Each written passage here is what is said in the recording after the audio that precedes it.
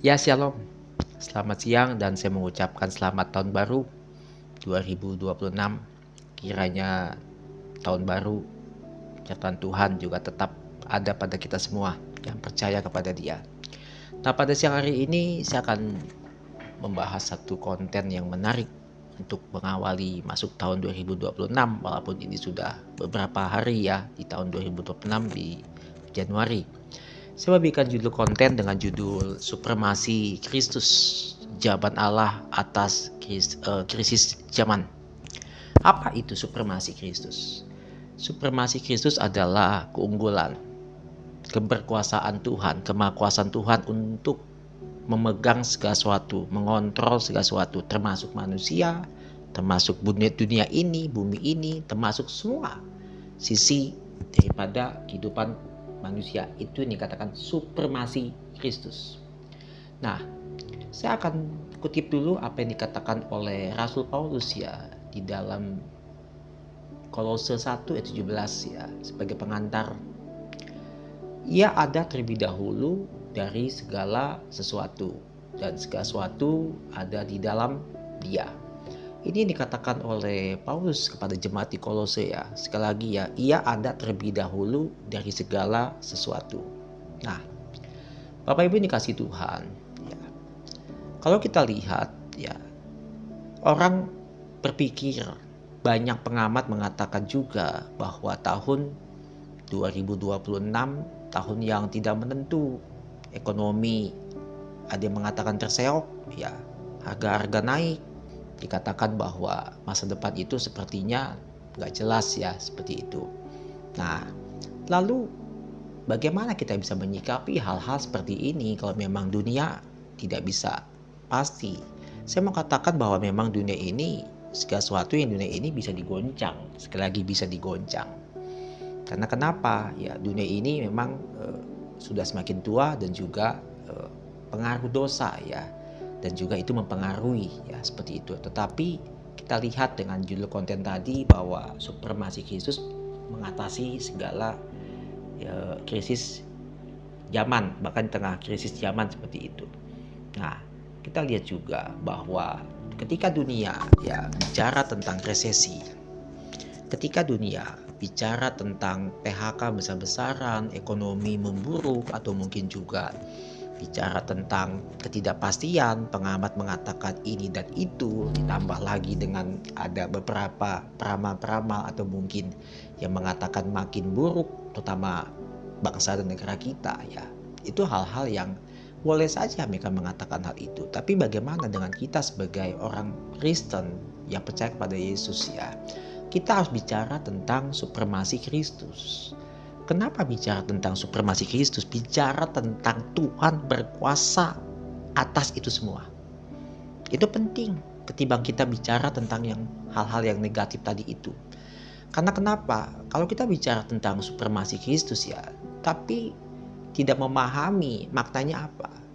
Yesus bukan hanya menyelamatkan jiwa-jiwa loh, tetapi juga mengatur, memelihara ya seluruh ciptaan. Termasuk ciptaannya itu adalah saudara dan saya, manusia. Bahkan dia juga mengontrol yang namanya sejarah umat manusia. Seulang ya, dia mengontrol sejarah umat manusia di muka bumi loh. Tidak ada satu pemimpin agama yang bisa seperti itu, hanya Yesus. Makanya tadi di awal saya katakan di dalam Kolose 1 ayat 17 ya, ia ada terlebih dahulu dari segala sesuatu. Ya ada terlebih dahulu. Jadi jelas ya bahwa Yesus lebih dahulu daripada krisis. Ya, artinya krisis gak bisa mendahului dia. Itu yang harus kita pahami. Nah, jadi dengan demikian ya, kalau kita bicara tentang Kristus yang memiliki supremasi, jadi Yesus itu mengontrol dunia ini. Jadi Alkitab tidak pernah menggambarkan Kristus, Yesus Tuhan kita ya, yang tanda petik panik menghadapi zaman, tetapi dia mengontrol sesuatu. Bahkan masa depan itu ada di tangan dia, termasuk masa depan orang-orang percaya. Nah, kita kembali kepada topik kita ya, di dalam Kolose 1 ayat 17 itu dikatakan bahwa Kristus ada tidak ada lebih dahulu dari segala sesuatu. Artinya dalam Kolose 1:17 itu, Kristus itu mendahului segala sesuatu. Ya, jadi dia sudah ada di depan kita jauh, bahkan dengan krisis yang ada bukan cuma di bangsa kita, tetapi pada negara-negara lain. Yesus ada di depan, memimpin sejarah itu, memimpin ya perkembangan itu, bahkan memelihara umat percaya. Jadi orang percaya tuh nggak terpengaruh dengan yang namanya prediksi ekonomi, politik, hukum, bahkan ketidakpastian yang lain. Tetapi hanya iman kepada Yesus Kristus yang berdaulat. Itu saja, iman kepada Yesus Kristus yang berdaulat. Nggak ada lagi yang lain. Ya, jadi kalimat kuncinya apa? Keywordnya apa buat kita begitu? Sejarah tidak berjalan liar. Ya, sejarah itu akan berjalan menuju kehendak Kristus. Sekali lagi, sejarah akan berjalan menuju kepada kehendak Kristus. Karena dia ada ya dari segala sesuatu yang diciptakan. Nah, kita lihat tentang pandangan bapak-bapak gereja ya. Apa yang dikatakan oleh bapak gereja tentang supremasi Kristus? Saya kutip apa yang dikatakan Athanasius 296 sampai 373 ya. Dia mengatakan dalam The Incarnation, Athanasius mengatakan Kristus ya menopang ciptaan yang telah jatuh agar tidak kembali ke ketiadaan. Jadi dia menopang segala sesuatu. Menopang apa itu? Orang-orang percaya termasuk saudara dan saya agar tidak kembali kepada ketiadaan, tetapi memiliki ya masa depan yang baik, masa depan yang dijanjikan Tuhan. Artinya dunia berdosa tidak runtuh total ya. Orang mengatakan akan global, orang mengatakan ekonomi akan terpuruk dan lain-lain, bahkan mengatakan akan terjadi hal-hal yang chaos seperti itu. Tetapi Yesus itu memegang kendali loh, memegang kendali atas dunia ini. Nah, kalau dunia ini masih berdiri sampai saat ini, masih ada, itu bukan karena ekonomi, tetapi karena Kristus menopang dunia ini. Ya, karena Yesus masih menopang dunia ini.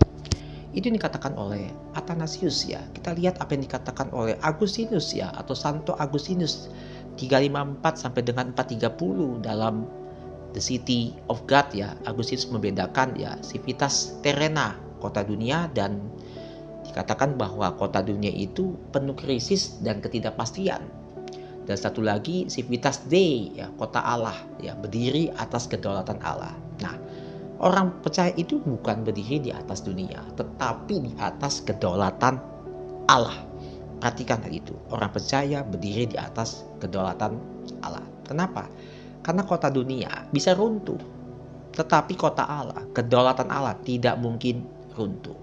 Jadi kesimpulannya apa? Supremasi Kristus dan pengharapan orang percaya ya bicara tentang keteguhan iman, bukan kepanikan. Dan yang kedua, keberanian hidup dan bukan ketakutan. Itu yang mestinya kita pegang. Orang percaya boleh kehilangan pekerjaan, boleh mendengar isu-isu yang tidak menyenangkan atau mungkin hal-hal yang mencemaskan seperti itu. Tapi kita nggak pernah kehilangan Tuhan. Ya, nggak pernah kehilangan Tuhan.